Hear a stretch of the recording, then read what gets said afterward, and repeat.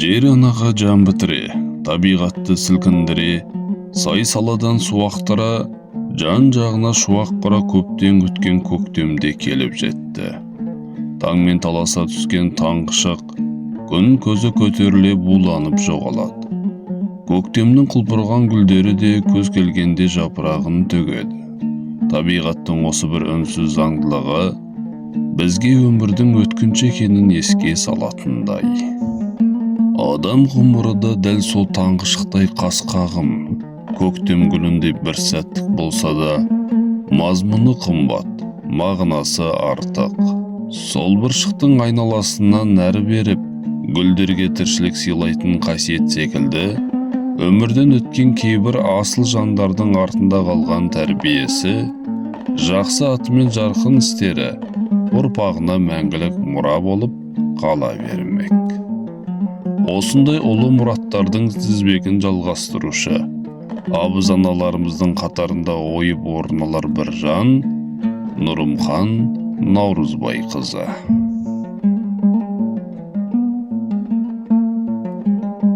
Анамыз Нұрымхан Наурызбайқызы 1938 жылдың 8 мамырында Қаратоған ауылында дүниеге келді. Шоған руынан тараған тек-дәулеттің қызын тағдыр сынағына ерте алды. Ел басына күн туған зұлмат соғыс, әкесі Наурызбайды да айналып өтпеді. Ұлы Отан соғысына аттанып, елге қайта оралмаған Наурызбай әкенің артында үлкені Нұрбөбі, кенжесі Нұрымхан болып, екі қыз, жан-жары Бөбіхан қалды. Қорғаны, арқа сүйер арда азаматынан айырылған Бөбіхан апамыз борда егіліп тарыдай тоза бермей, есін жинап етегін қымтап, перзенттері үшін қандай қиындыққа да белді бекем буып, қасқайып қарсы алуға әзір болды. Жарынан қалған сағынышы екі гүлін бар мейірмен өсіріп жеткізді. Шама шарқынша тәрбиеледі. Содан ба анамыз Нұрымхан өмірдің қиындығына мойымайтын, сабырлы да қайсар болып қалыптасты. Қазақта ананың ақ сүтімен дарыған қасиет өмір бойы серік деген сөз бар. Біздің анамыз да сол тәрбиенің шапағатын бойына сіңірген жан еді. 1958 жылы Алжан руынан шыққан Нұрымханбет баласы ұзаққа тұрмысқа шыққан анамыз бұл босағаға құт болып еніп, 8 баланы дүниеге әкелді. Тағдырдың тауқыметімен өмірдің қатал сыны бала кезден жадында белдесер серігіне айналған Нұрымхан анамыз дүниеге әкелген екі сәби шетінеп кеткенде де сабыр сақтап, төзім қыла білді. Қалған балалары үшін өмірдің барлық ауыртпалықтарына төтеп берді. Қарапайым еңбегімен отбасының берекесін кіргізіп, балаларына адалдық пен еңбекқорлықтың үлгісін көрсете жүріп, ауылдық асханада ұзақ жыл адал еңбек етті. 20 жыл бір шаңырақтың астында иш-шай деспей, өмір сүрген Құдай қосқан қосағы өмірден ерте кетсе де, мойымаған ер ана 6 перзентіне әке орнына әке, шеше орнына шеше бола білді. Енесі Зейне апамызбен кеңесе жүріп, қым-қуыт тірлікте қоян қолтық тіршілік етті. Өмірдің қайнаған базарына жылай кіріп, күле шыққан қос ана балаларды тең өсіріп, ұлдарын ұяға, қыздарын қияға қондырды. Анамыздың бойында ерекше бір тектілік бар еді. Ол ешкімнің көңіліне қаяу түсірмейтін, жүрегі кең, мейірімді жан болатын. Қайнылары мен қайын сіңлілерінің балаларында өз балаларындай көріп, бәріне бірдей қамқорлық көрсетті.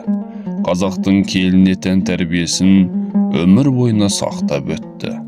Қайныларын мырза жігіт, қайын сіңлілерін тетелес, кішкене қыз деп құрметпен атаулуы оның ішкі мәдениеті мен тектілігінің белгісі еді.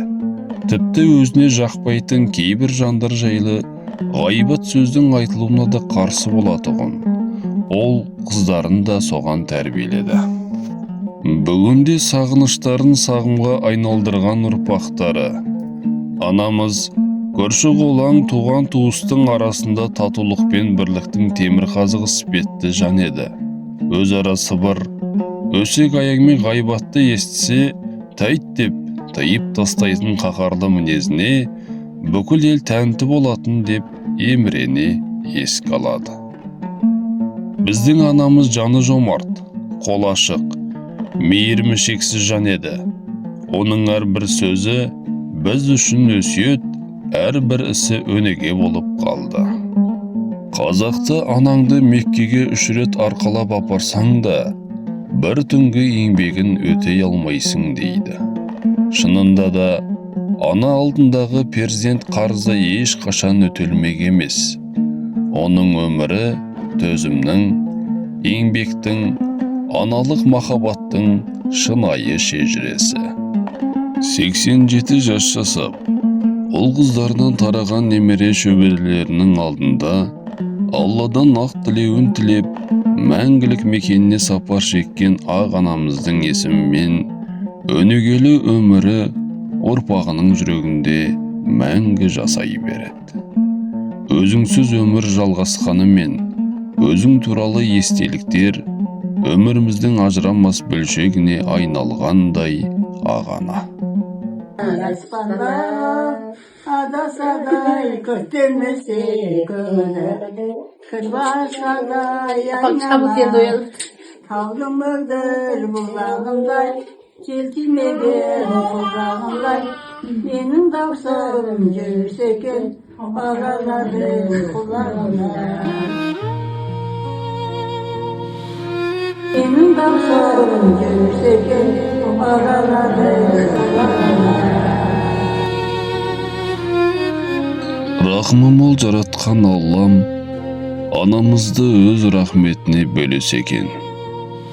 Жатқан жерің жайлы, топырағың торқа, жаның жәннатта болсын, аяулы ана.